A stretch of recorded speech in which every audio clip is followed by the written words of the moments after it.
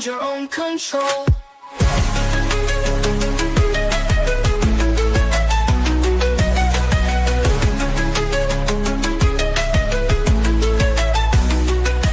Politicians and celebrities make deals behind closed doors, promises broken, and their income soars. Hidden agendas run the grand parade.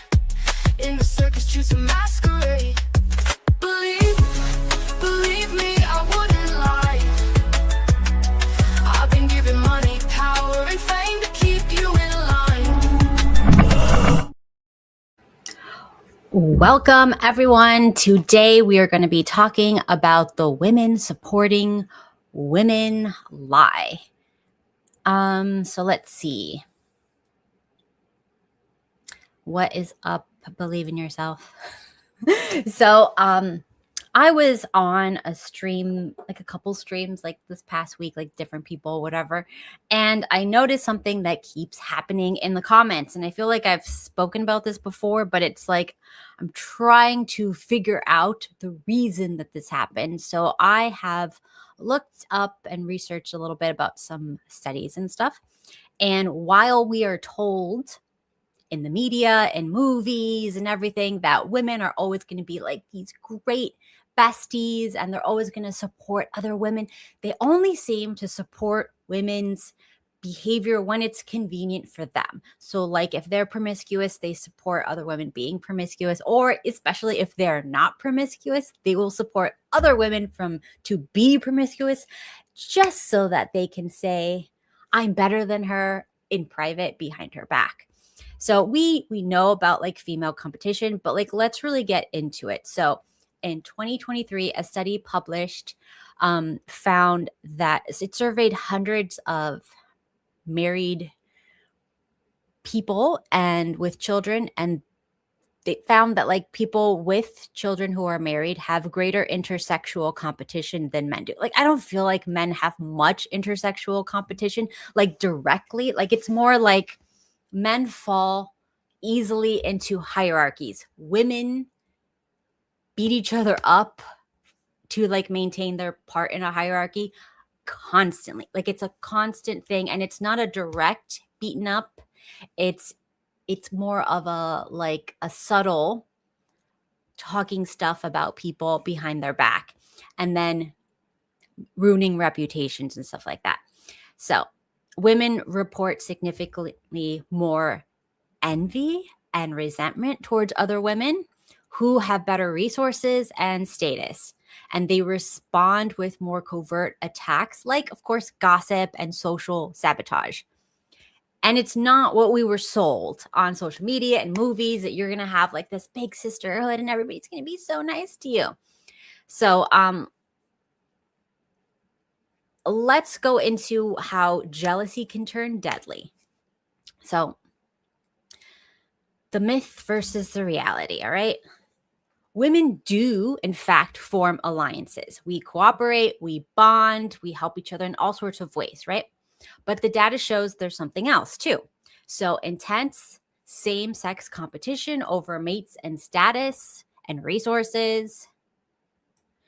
This isn't like supposed to be like an anti-women or like a hate thing. This is just science. This is just reality. This is just how women are. All right. It's an evolved strategy.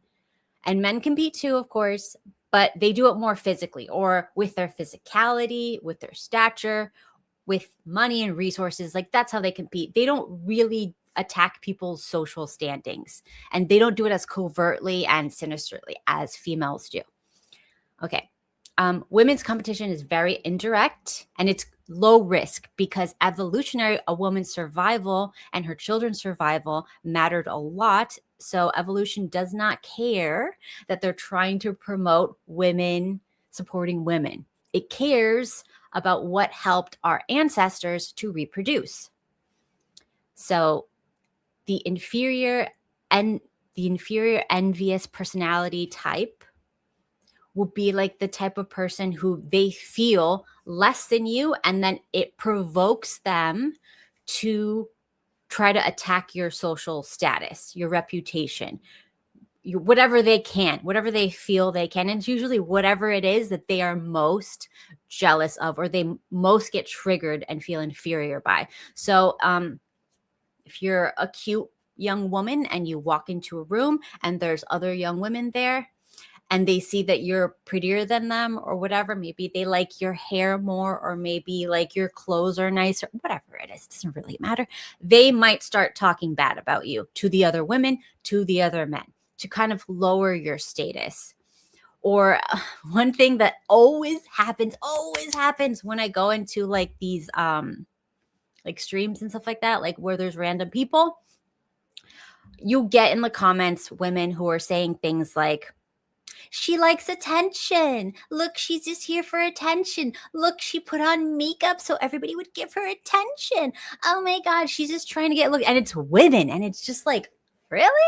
So why do they do that? They do that because because this is before I speak, before the woman that like they decide to hate speaks. It doesn't really involve like her personality or what she's doing. It's not her actions. It's just her being there triggers this in them, right? So from an evolutionary perspective, they compete intersexually with other women for higher quality mates and resources to boost their own survival of their offspring. So men do not compete for quantity of mates. Oh, wait, they often compete for quantity of mates, while women are required or wired to secure quality because of higher parental investment.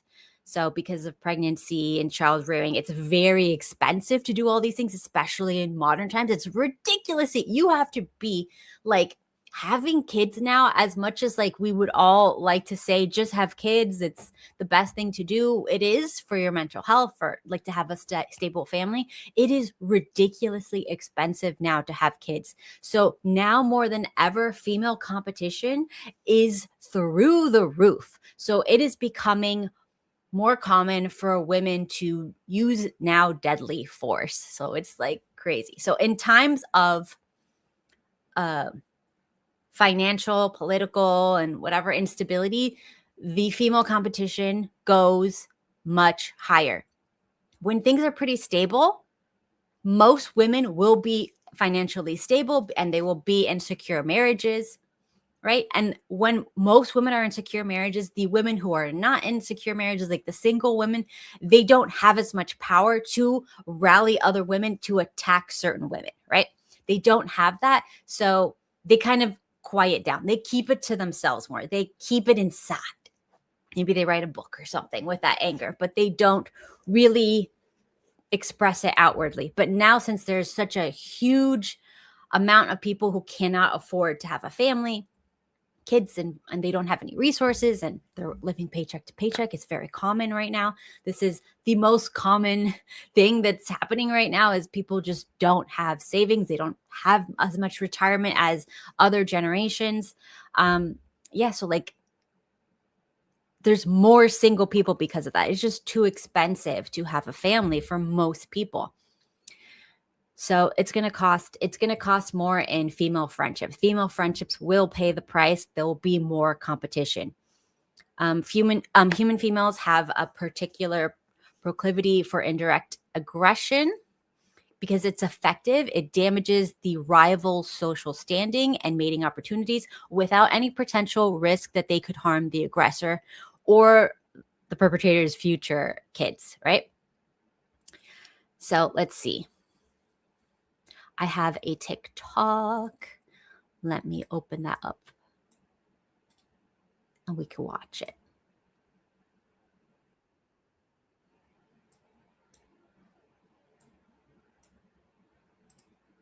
All right, let's see.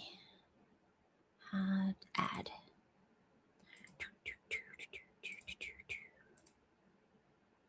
Here we go. Want to see the worst come out of people, be a pretty girl and have something going for yourself. There is something demonic that comes out of people when they see a pretty girl having a good life or having something going for them. This is why I always tell you guys to check your jealous friends at the door, because there's something that just makes them so angry. The further you move on in life, the higher you move on in life. Because as pretty girls, we're always evolving and growing. If you know, pretty girls movement. People do not like that. The fact that you are pretty and have all of this going on for you, people do not like it. They get jealous. They think you don't deserve it. They think you're living life on easy mode. And if you have a friend that has jealous tendencies, I need you to cut them off right now, because jealousy is a seed and it grows. It sprouts. The more you do, the more you get in the gym, the more you get educated, the more you do great things in life. That jealousy seed that was once just a seed, you didn't even notice it in your friendship, you didn't even notice it, whatever, it grows.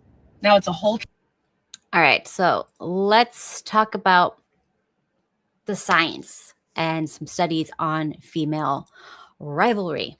All right, in 2023, there was a study that mentioned, I think we went over that. Okay, in 2024, there was a study by, I can't say any of these names, but it was called Personality and Individual Differences. And it was titled Off with Her Hair, Intersexual Competitive Women Advise Other Women to Cut Off More Hair. So in 2 experiments with over 450 women total, participants role played as hairdressers advising female clients, and women who scored higher on intersexual competitiveness recommended significantly more hair to be cut off, especially when the client's hair was healthy. And she specifically asked for as little as possible. And here's the kicker. They suggested the most drastic cuts for clients they rated as equally attractive to themselves. The researchers concluded this is subtle sabotage. Shortening long, healthy hair reduces perceived physical attractiveness. And of course, it's a sign of health. And it's a classic competitor manipulation. Another paper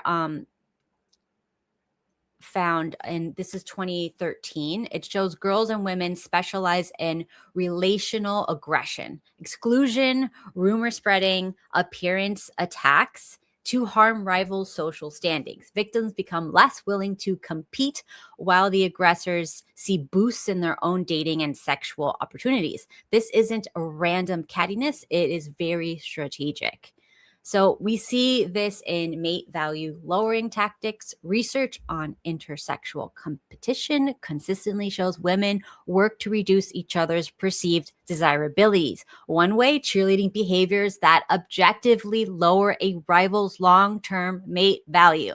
Once again, they will cheerlead behaviors that objectively lower long-term mate value to their rivals. Okay, think about that. So if you are an attractive young girl, let's say you're like some 22-year-old pretty girl, you're very sweet, you're naive, you're just trying to make friends, the people who do talk to you will be the ones who tell you, you need to shave your head off, put piercings in your face. Men are evil. Don't dress for the male gaze. You're too male focused or male centered, and they will exclude you from stuff. They won't invite you to parties.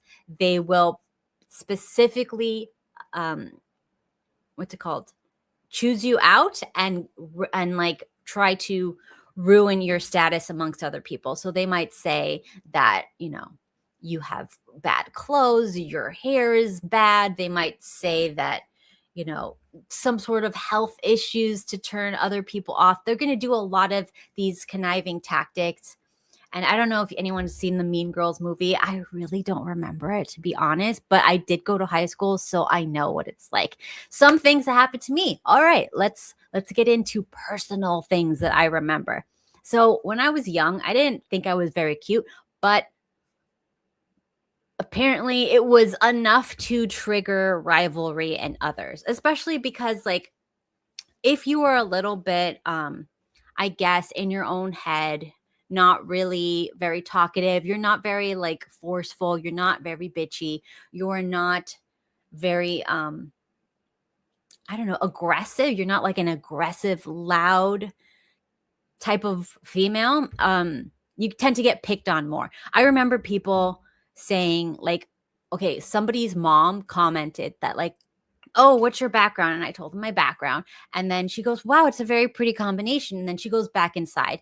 And her daughter, who was my friend, this is elementary school, looked over at me and be like, wow, that must have been the first compliment you've ever received about your looks. Enjoy it, because I don't think it'll happen again. And I could have gone off, right? I could, and I should have. I really should have. But I'm probably like 8, 9, I don't know.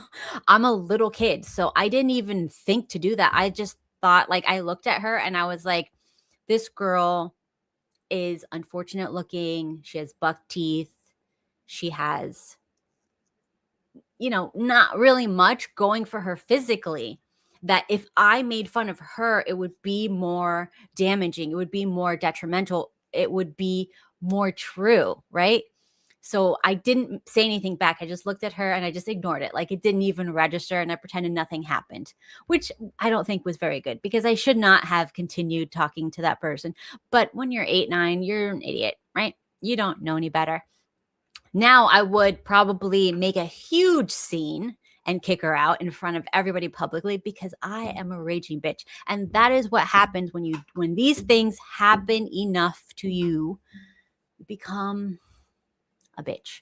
It is very dangerous to be very passive and sweet and trusting when people are jealous of you. You cannot act that way when someone is jealous of you. If you guys remember the Selena movie, the one that made J-Lo famous, unfortunately. So in that movie, this is a true story. She had like an ugly older woman that was pretending to be her friend, like to get close to her, and then said, I'll run your fan club, I'll do all this stuff, and then started embezzling money from her. Like this person hated her so much, but just pretended to like her to get close enough to destroy her, which is unfortunately what a lot of women do to women that they get triggered by when they see. So in the end, spoiler alert, this woman did murder her. So that is the whole point of the movie, to be careful who you trust, to be careful who you let into your life. And being a naive, cute girl, I'm not even saying you got to be a Victoria's Secret model. They have to be in a whole new level. Like the ones that I have met, they have very little friends. They are very, very isolated, and they kind of have to be, unfortunately. It's very dangerous for them. They are more likely to get poisoned. They are more likely to have their reputation tarnished if they make friends. So it is actually safer for them to have no deep friendships and to have nobody that can really say they know them that much, because it won't trigger the jealousy if you don't really know the person. It's kind of like the second you become friends or acquaintances with them that it triggers it to like the more dangerous degrees. All right. And when we're talking about like cheerleading behaviors that will lower the rival status, you can see that in so many ways in this world now.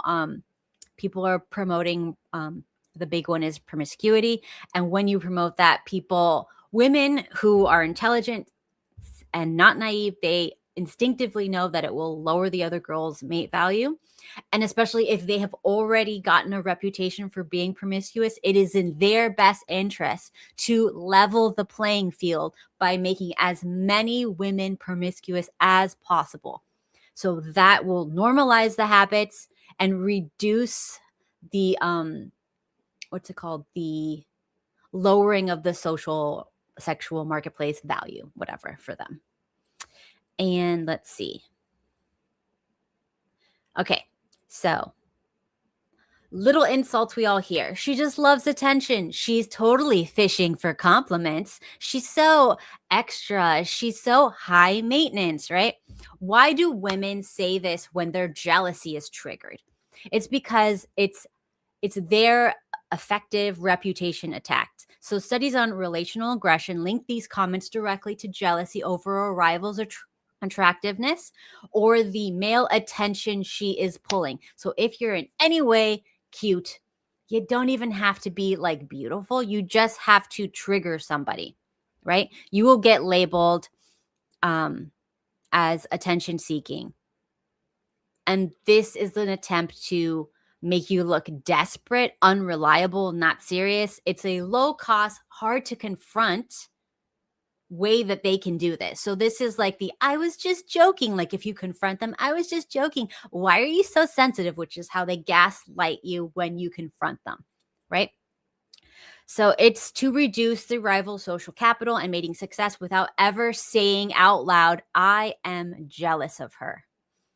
Jealousy triggers the insult. The insult protects the speaker's own position. Okay. So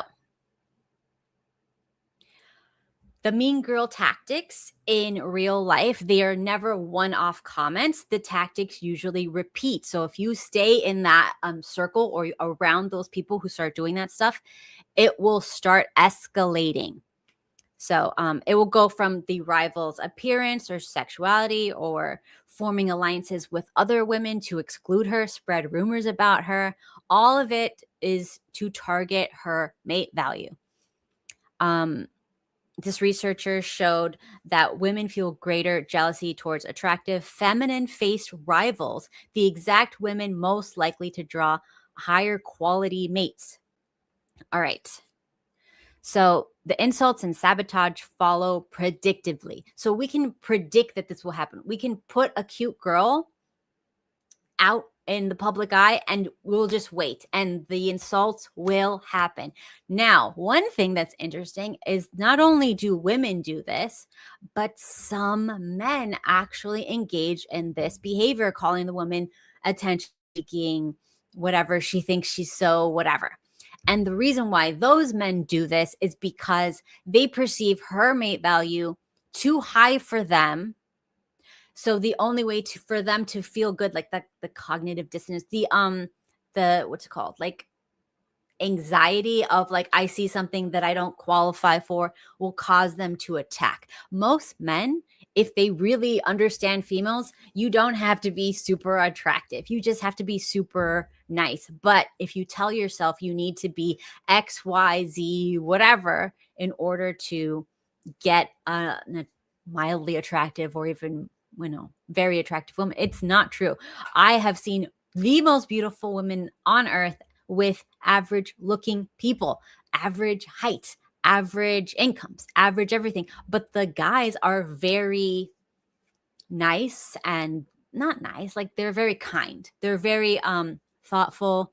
They are not simpy, as in like they won't be like, whatever you want, honey. They will have opinions about things, which is very important. And they'll be very strong, masculine forces in this woman's life. And then she will feel safe. And it doesn't matter about looks. Like men are wired more for looks. Women are wired more for like the nervous system of the man. So they need a man whose nervous system will calm their nervous system, because women are prey animals. Like the classic feminine face will have like the big doe eyes and like a softer jawline. And that is indicative of like a prey animal. When you look at studies between men and women, men look straight ahead. Women are constantly looking at all sides because they can get jumped and attacked at any moment. And that is how we are wired. We are wired to be very high anxiety. Whenever a woman is in public, she's going to have the highest amount of anxiety. If she is with her children, quadruple it. She's going to be scanning for threats like nothing. So having a very calm, masculine presence that's like, you don't have to scan, I'm watching you and the kids to keep you safe, will lower her anxiety and make this man invaluable, right? So if you want high status as a man, you need to think, how can I make the women around me feel like they do not have to scan for threats? Like I'm going to help watch the children. Like one thing that like I always found very attractive is when my husband is like out with just like groups of parents and stuff like that. And he is watching the kids and he's like making sure no stranger gets close to the kids. And he will like be like, hey, who are you? Get away from the kids. Like, even if it's not his kids, if it's like our friends' kids, like he's very much like, no, stay away. And that makes all the women who are with us their anxiety lowers and they look at him who's just like, he's a cute boy, but he becomes like amazing just by doing that, because we can be like, we are safe around him because he is watching for us and he's a big, strong person. Because we also know if a big, strong man comes and we have to confront him, there's a very high likelihood it's not going to be well, right? Because we're tiny, right? So knowing that he will do that is a big freaking, like, that's the hottest thing in the world. So if you're dating a girl, what you need to do is think, how can I show protection? So make sure you are putting her away from the street when you're walking. Make sure you are, protective, like carry her, help her out of the car so she doesn't hit her head. The dumbest little things like that show I will keep you safe, and therefore her nervous system will be so low and she'll be like, yay. And then she gets to be like a happy little joyful, like a little kid again. And then it's fun. And then she becomes fun for you to be around because she's not high stress. Women who are very high stress are hyper masculine. Why are they hyper masculine? Because they don't have a protector. So they have to protect themselves. And we're very bad at that. So the only way women feel like they can protect themselves is by yelling and screaming and being aggressive. Like if anyone get out of me, like all that trying to make yourself look big for the bear thing. Like that's what women try to do. And it doesn't look good and it doesn't really work for very well. I just think we need people to protect us. We are kind of out here in the wild and we are very vulnerable. Okay, so let's see this tiki-taki.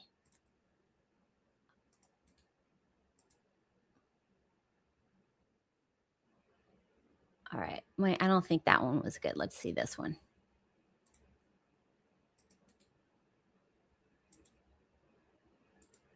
Oh, I like her. She's cute.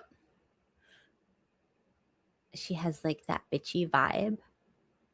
My mom was an international supermodel, so I grew up knowing exactly how jealous women operate. And here are the biggest signs a woman, friend or not, is very jealous of you. I gotta put my hair back for these. This one is super obvious, but if she jokes about your insecurities. Jealous people love to point at things that they know is going to make you feel upset about yourself because it makes them feel better. And when they point out your insecurities, it's their way of being like, oh, haha, gotcha, see, you're not perfect. And it's like them feeling okay within themselves. It's so weird. Another huge, obvious, big, huge sign that someone is extremely envious of you is that they will start to mirror you. These people are usually extremely insecure and have no identity of self, and they're extremely dangerous to be around. If you have a friend like this, seriously reconsider. Another huge, obvious sign is she will never post you on her social media, but she will post all of her other friends, no problem, more than once. That's a pattern. Another huge. Oh, one thing that women will do if they have like a group of friends and there's one girl they're jealous of, they will now Photoshop the other women to be less attractive. So they will make the women that they do like thinner, and then they'll make the woman that they don't like look fatter, or like they'll mess up her face somehow and make her look more unattractive. And this is on purpose. Or if they have like a very attractive friend, they will not tag the attractive friend so that the attractive friend does not get more attention, which is diabolical. Sign if your friend starts dating someone and they begin dating for a while and she never introduces you to the boyfriend. Huge, major red flag. Another thing you have to really watch out for with these. Dude, I disagree with that. I think if you are dating someone, you should not introduce them to any girlfriend, because you never know. Like you could be friends with someone for decades and then introduce them to your boyfriend or whatever, and they will just risk it all to destroy you. And you didn't know that they had any jealousy towards you until the moment you bring a boyfriend around them. So like, I disagree with her on that part. Just don't bring them around. If it's your husband, like I actually am of the mind, and that is just with age and wisdom and just seeing too much to be a chill person. I would say introduce them when they have a married husband, like if they're married too. Like, don't introduce single women to you and your boyfriend or you and your husband. Like, why risk it? If they're your friends, they can hang out with you. Why do you have to bring a guy to hang out with you? Like, that's weird. Go to brunch, go, have some like coffee or whatever. Like, what do I do with my girlfriends? It doesn't, like, my husband would hate to do any of the things I do with my girlfriends. What do I do with my girlfriends? We go to art classes, we go to pottery making classes, we go to brunch, we go to bakeries, we go to like art festivals, we go to museums because we like art. We're nerdy. We like to go look at antiques. I love antiques. Now, I do take my husband to go with me for antiques because my kids and I love antiques, and it's like a family thing we could do. But like, why am I bringing a single woman along with me to do these things with my husband? That doesn't make any sense. Even my married friends, they don't really bring their husbands around. Like, if we have dinner parties, fine. Everybody brings their significant other. That's fine. But, for day-to-day friend stuff, I don't agree with that. And yes, I do agree with this. Got it. Types of women, they will give you advice that makes your life worse, not better. And they will come from this place of like, oh, I went through it, trust me, but they really just want to see you go down. Be extremely careful with who you take advice from, because more often than not, it's not good advice and there's an evil agenda behind it. Another obvious sign. Okay, when it comes to advice, I agree with this, but I agree with this across the board. Also, let's be real, women at different times of the month are going to give very different advice. Even myself, I am not immune to it. When I am hormonal, or like I haven't eaten, or if I'm cranky, whatever it is, I might give one type of advice. If I'm depressed, I might give another type. If I'm happy, another type. Like, your advice is going to, by the person, is going to change depending on their mood. So whenever somebody is giving you advice, you have to be like, what is their mood? What are they personally going through in their life? Because that's, of course, going to shape their advice. Nobody is immune to the outside world. They're going to be influenced by their personal struggles and the environment and their personal health at that moment, or if they slept well, if they're in a good mood or a bad mood. They're going to be influenced by all these things, which is why when you're getting advice, you need to have discernment and just see, like, does that feel right? Or does it feel like they're going through something? And everybody goes through things. So it's not always a sinister thing. Yes, with Mean Girls, it's always a sinister thing. But sometimes you have really good friends that really love you, but they are going through something and you ask them at the wrong time. So you get some negative advice because they're in a very negative space. Like, even with me, you guys know, like, if I'm in a bitchy mood, I'm like, love isn't real. If I'm in a good mood, love is everything. Like, you got to be really careful when you're taking advice from someone whose hormones go like this every 5 seconds. Like, be careful. And that someone's jealous of you is see how they react when you win, even if it's really small, and especially when it's big. Really envious people will pretend so hard that they are your ride or die and they're your bestest friend ever and they want the best for you and they're so happy for you. But then when you start to actually win, they're quiet. They're nowhere to be found. Like, they don't want to celebrate you or with you. It shows you that their support for you was completely fake. And last but certainly not least, this is for my social media girls. If you have a friend or you're just out and about and you run into people that know you post online and they say, oh my gosh, are you still doing that social media thing? Or are you still on social media, saying that they've obviously seen your stuff, but they're not supporting you.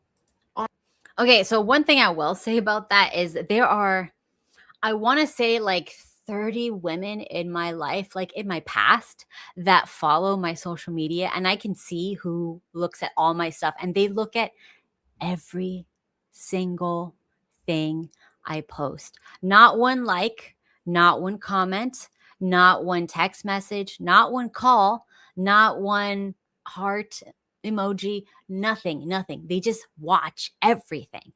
And it's just like, those are monitoring spirits. That's all I'm going to say about that. Let's see if we could find another tiki talk.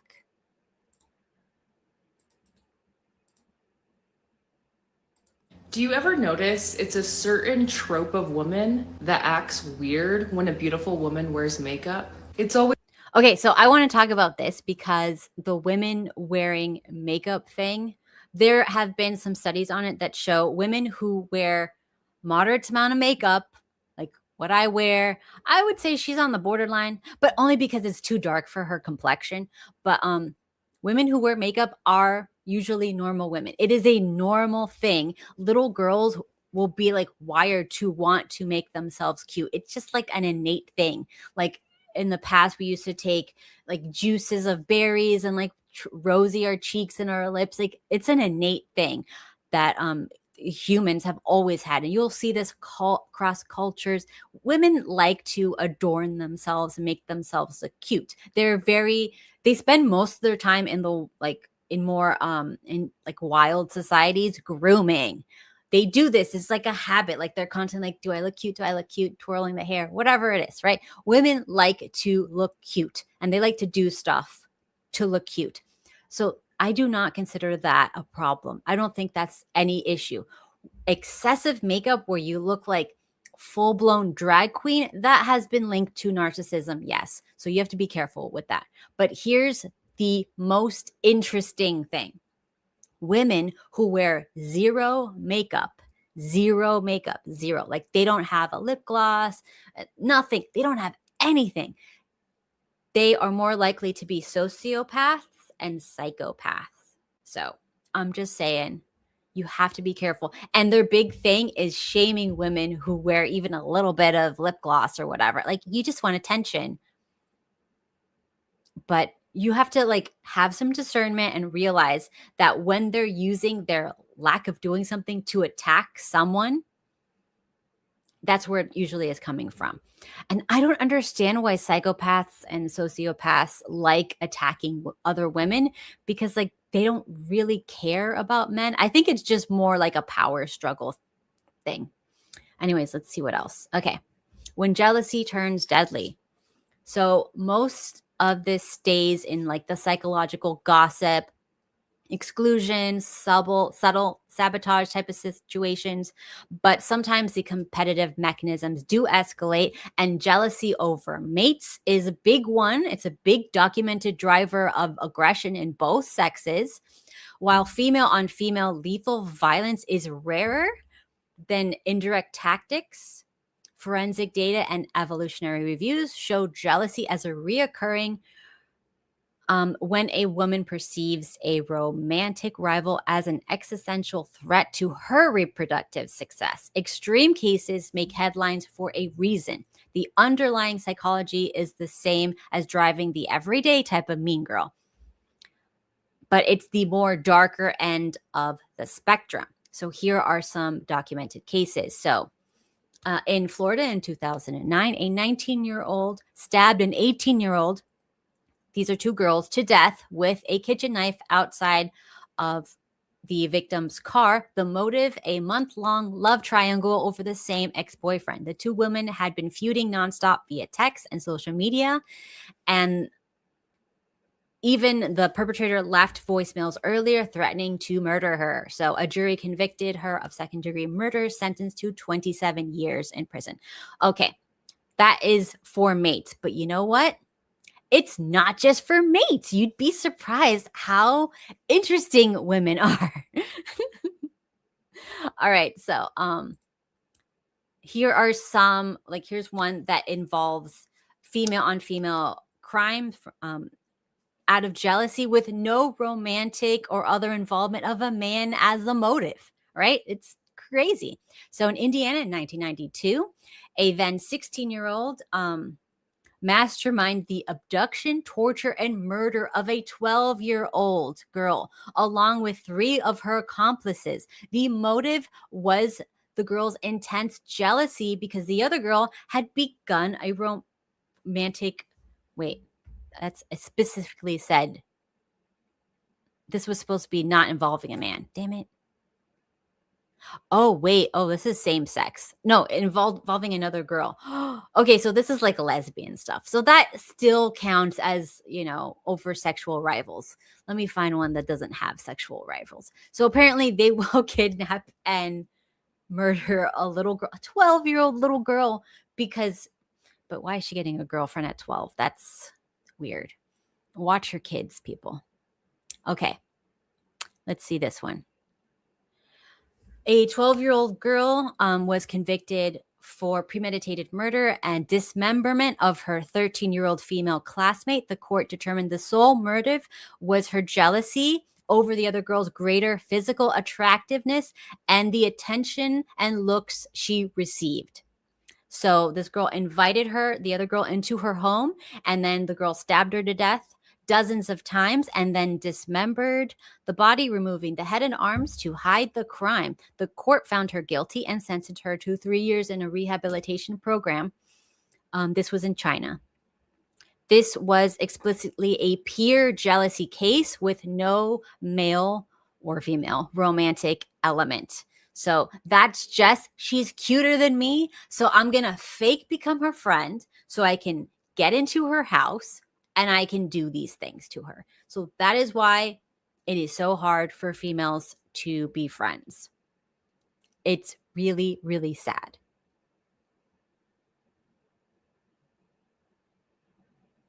Oh, that's interesting. Sorry to hear about that. Well, terrible. All right, let's see. What's another one? Okay. In 2017, a girl was convicted in her second trial of the first-degree murder of her mother and her sister. They proved the motive was jealousy and resentment. So the girl was helping her buy a house but refused financial assistance. Oh, so the mother was helping the sister buy a house but refused financial assistance to the other girl, who got angry about the perceived favoritism and shot both women in the family home and staged it to look like a murder-suicide, but they found out it was indeed not. So she did receive a life sentence. So this is a case centered entirely on interfamilial financial jealousy. No male romantic involvement, right? So resources alone can cause female violence and rage. Just resources. That is wild. Okay, let's see what this one is.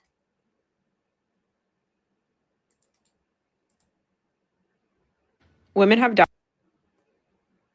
Okay, so that's just talking about how women have died. So let's talk about mother-in-law jealousy. So this is when the mother-in-law is enmeshed with her son, and she has married someone she does not like.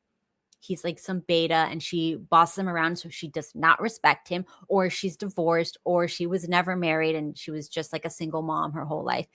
And she puts all of her emotional stuff that she should give a husband to her son. And then the son finds a woman, a young woman, and gets married to her. The mother can then become jealous, just like a rival is trying to take her mate away. This is a wild finding.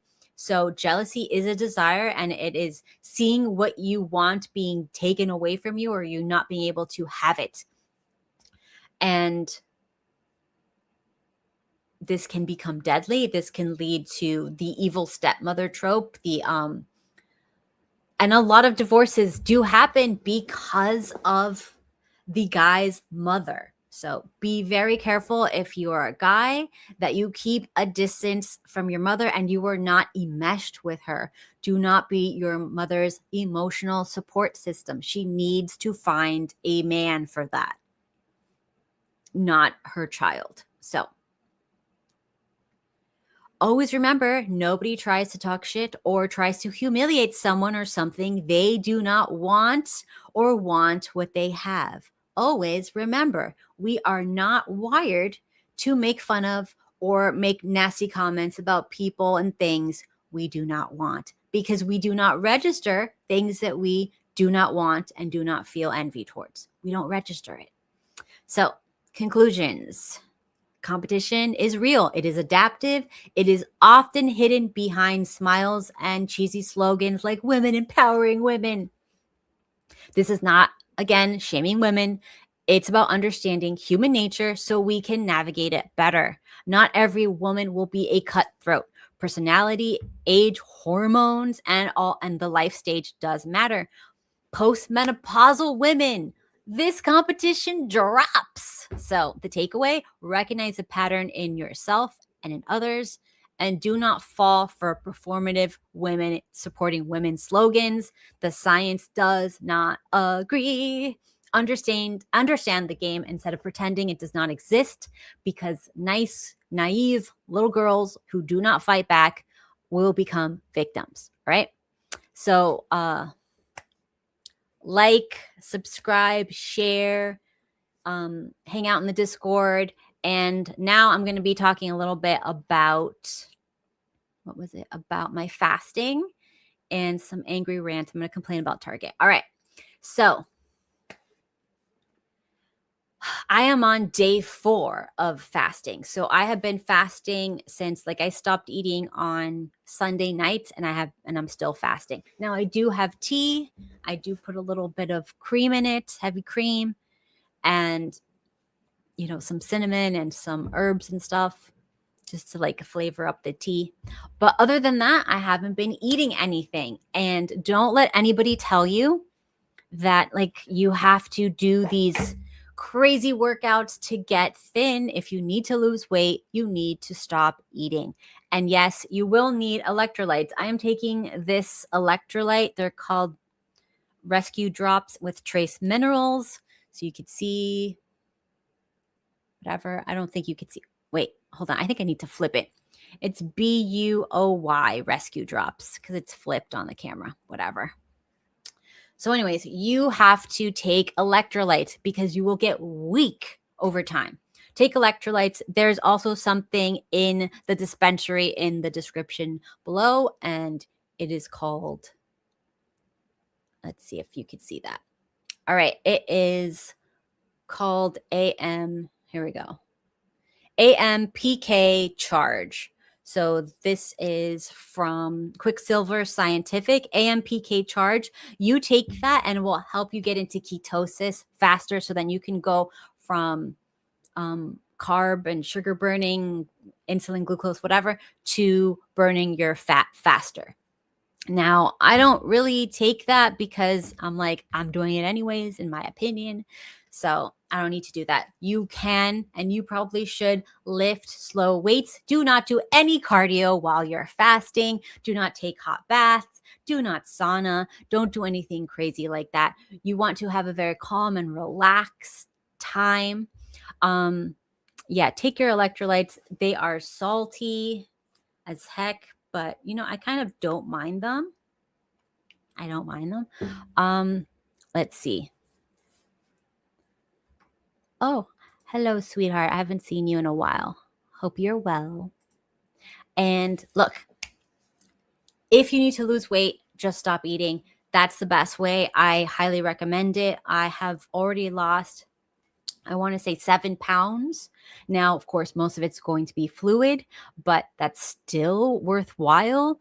And look, do I feel bitchy? Yes. Have I yelled at people that I don't know? Yes. Am I very on edge and cranky whenever like something happens? Do I overreact? Yes, yes, yes.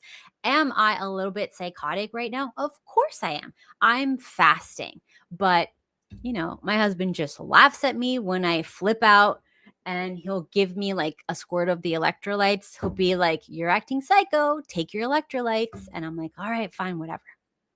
And actually it does help. It's the weirdest thing. Like, I think losing the electrolytes makes you like more angry. I also do take my supplements. So it's not like I'm getting nothing as far as nutrients. I'm getting my supplements. I'm having my teas. And some of the supplements do have they're kind of sweet. Like I have this one, B12 with phenolic acid. Is flipped, of course, but whatever. You can kind of see it. Just flip it. And this is a little bit sweet. I don't know why. Oh, it has xylitol. So a little bit of xylitol. So it's not like I'm completely, there's like no sugar or no nothing. But I've still had a big difference. I am now considered a healthy weight in 4 days, I went from being borderline overweight because I did fat max too much over the holidays. And, we had New Year's. And March 20th is the Nowruz Persian New Year's, and we ate a lot of stuff. And then we had spring break. We went to fancy restaurants because we were thinking, look, we can spend thousands of dollars to go somewhere else, go to on vacation, and then still have to go and eat, 2 times a day because we only ate twice a day. And spend money, or we can stay here, which happens to be like the top destination in the world. Everybody wants to come to Miami, and we just go to the fanciest restaurants that we wouldn't even be able to afford if we went on vacation, plus went to fancy restaurants. And we are a foodie experience family. So we took the kids to a very expensive rooftop, like Michelin whatever restaurant. And it was so interesting because I guess I haven't been to these like extremely expensive restaurants in a long time in Miami, and Miami has changed. It is now like the OnlyFans thought capital of earth. Like everybody's an escort. It is wild. So anyways, I am going over there and we are just like looking around, like even the old ladies. And I want to say old ladies, but they're probably my age, but you know how it is. They have everything out. They are on full display, and it is wild. But it's something to see. And then like I'm telling the kids, like, see, they have to dress like this because, they didn't get married when they were young and hot. So now they have to sell it when it's like kind of sagging. So, you better get married. And I want my kids, I'm going to be honest, I want my kids to get married when they're young. I want them to have kids when they're young. I will take care of them. My husband and I will take care of their kids so they can go and work or do whatever they want to do. So they don't have to worry about that stuff. I will also let them live with us while they're building their family and while they're going to school. Like I will support the guy too as well. Like, like I want us to like be able to help the next generation get a head start. Like I am not one of those parents who's going to be like, get out there, make it, go pay rent. No, my kid's not paying rent. My kid's husband is not paying rent. No. Until you can buy a house, until your businesses kick off, you guys live with us and you save all your money. And then when you have enough to get a house, like almost all cash or whatever, then you get a house all cash. Or if that never happens because the economy goes to hell, you can build on our house, your own house, or like, in the backyard, or we can build an extra floor. We can do whatever we want so that you guys can have what you need. But I am not one of those people who's like, go out there and, get 50 degrees, get into debt. No. My daughters are being raised to do what my husband does. They're going to take over his practice so that it's like a family business. And like if they need to take time off to have kids and then come back to it later, they can do that because it's a family business. Nobody can fire them. And the guy, whoever comes in, I'm going to do the same thing. Like I want to meet the kid young. I want them to get married young so we can be like, okay, what kind of job do you want? How can we help you so that you both can have a good future? That's what I think we should do as, people going forward in the generations. Because like this whole make it on your own, pay rent it's destroyed society. And waiting until you're older to get married has also destroyed society. You're not going to be able to, afford a family on your own. You need like both sides of the families to come together to support the kids from now on. So that's just my opinion, you guys. I know some of you are like of the opinion of I got to make all my money and then I'll find the girl. That's totally up to you. I wish you luck. But for me personally, I want them to marry young and to build up a life together so that they don't get trauma from, dating and messing around with people. Like the one thing about my husband is like he never really had any trauma because nobody ever cheated on him. None of that stuff really happened. I think there was one girl, but he wasn't really dating her. He was kind of seeing her and she might have cheated on him, but like he didn't like her. So he didn't get any like trauma from that. So it never bothered him. And like, he's just so much more calm and good in relationships because he avoided all that stuff. And I think that is the key. Just get married young. Don't date. Just if you like someone, just go do it and you'll figure it out. And yeah, you know, you can never be sure about anything in life, but it is what it is. Anyways, I hope you guys have a wonderful day. I am still fasting. I will be on MLDs today at like 4 p.m. Eastern time. So like Miami time, New York time. If you guys want to check that out, he is at Modern Life Dating. So that'll be around 4 p.m.-ish. So I will see you all there, hopefully, and have a beautiful rest of your day. Bye.